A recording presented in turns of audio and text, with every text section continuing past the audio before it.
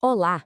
Hoje a gente vai mergulhar num conceito simplesmente fascinante do livro de Urântia, a ideia de que existe uma estrutura de governo perfeita que administra um universo de universos. Vamos conhecer as personalidades divinas que têm essa tarefa monumental e entender como tudo se encaixa.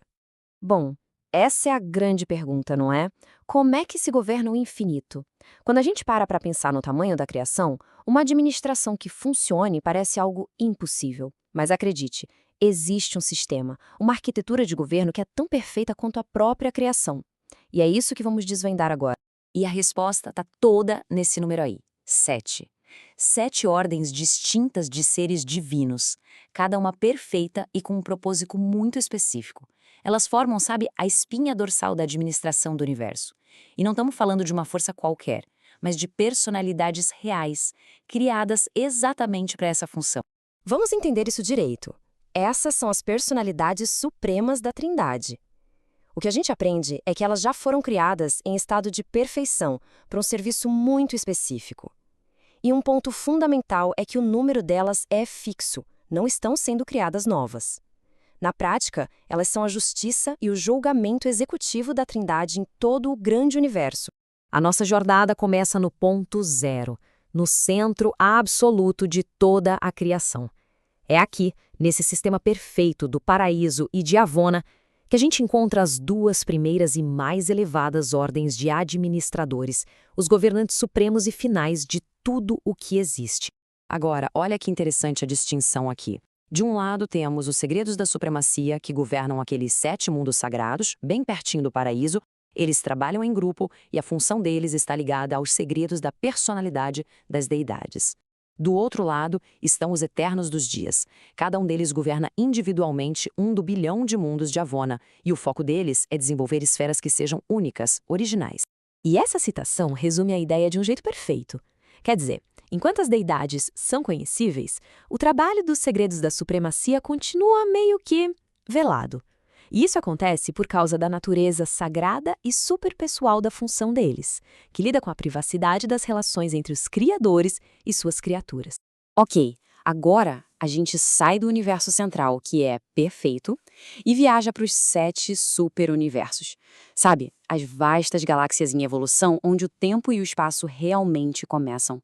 É aqui que a principal hierarquia administrativa, a grande cadeia de comando, começa a tomar forma. Olha só como essa estrutura é clara, é limpa. É uma cadeia de comando de 3 níveis, perfeitamente organizada. No topo de cada superuniverso estão os anciãos dos dias. Logo abaixo deles, governando divisões chamadas de setores maiores, temos os perfeições dos dias.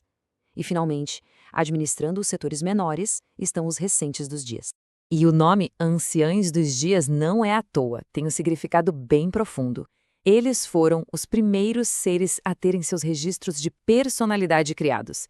Eles sempre governam em grupos de 3 e são, sem dúvida, os governantes mais poderosos das criações no tempo e no espaço. E o número 3 é a chave de tudo para o poder deles. Para os julgamentos mais sérios, como a decisão final sobre a extinção de uma criatura, todos os 3 anciãos dos dias de um superuniverso precisam agir juntos, em uníssono. Isso garante o equilíbrio e uma sabedoria absoluta nas decisões mais críticas que eles tomam. E quem vem logo abaixo deles nessa hierarquia? Bom, são seus subordinados diretos.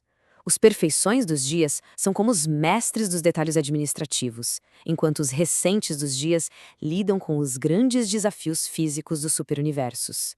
Juntos, eles garantem que a visão dos anciãos seja executada com uma precisão absoluta.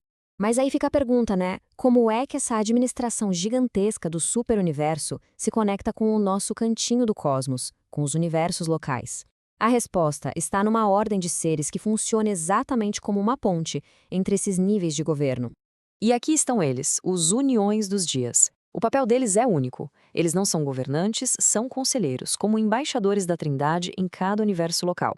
Eles observam, aconselham, mas só agem se forem solicitados. E reparem na estrutura de relatórios. Eles são um ponto central de comunicação, reportando os assuntos físicos, intelectuais e espirituais para cada um dos 3 níveis da administração do superuniverso.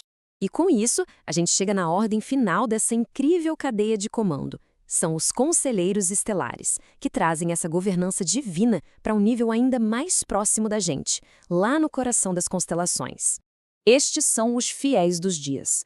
Pensa assim, se os uniões dos dias aconselham os governantes de universos inteiros, os fiéis dos dias fazem a mesma coisa, só que num nível mais próximo, para os governantes das constelações, que são as principais subdivisões de um universo local. Eles são o último elo nessa corrente de conselheiros que vem lá do paraíso. E essa frase aqui, nossa, ela fecha a ideia com chave de ouro. A supervisão e o aconselhamento direto por esses seres que vêm da Trindade terminam aqui, no nível da constelação. Daí para baixo, os sistemas e mundos são administrados pela galera da casa, por seres nativos de cada universo local. E isso tudo nos deixa com uma reflexão, né? A existência de uma estrutura tão ordenada, tão perfeitamente planejada, desde o centro do infinito até a nossa vizinhança estelar, não pode ser por acaso.